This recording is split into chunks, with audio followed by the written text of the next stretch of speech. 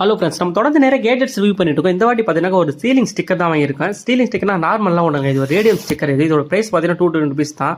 இருங்க, நான் ஓப்பன் பண்ணுற பேரில் வந்து நைஃப் வச்சு இழுத்தனா உள்ள கோடு விழுந்துச்சுங்க. டேமேஜ் ஆயிடுச்சானு தெரியல. இதுதான் பெரிய ஸ்டிக்கராக வேறு இருக்குது.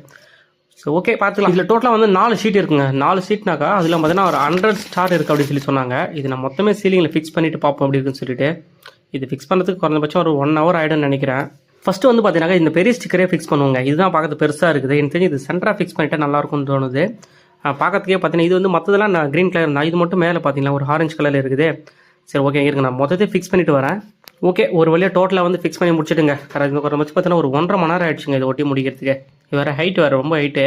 ஸோ இப்போ பார்த்தீங்கன்னா கரெக்டாக ஒரு 6 மணி ஆகுது. ஸோ இந்த மாதிரி இருக்குது. இருங்க, நான் ஒரு நைட் ஒரு 8 மணிக்கு நான் பார்க்கலாம். ஹலோ ஃப்ரெண்ட்ஸ், இப்போ டைம் வந்து பார்த்தீங்கன்னா கரெக்டாக 8 மணிங்க. 8 மணிக்கு பாருங்கள் சீலிங் பார்த்து எவ்வளோ அழகாக இருக்குதுன்னு. நான் எக்ஸ்பெக்ட் பண்ணவே இல்லை இந்த அளவுக்குன்னு சொல்லிட்டு.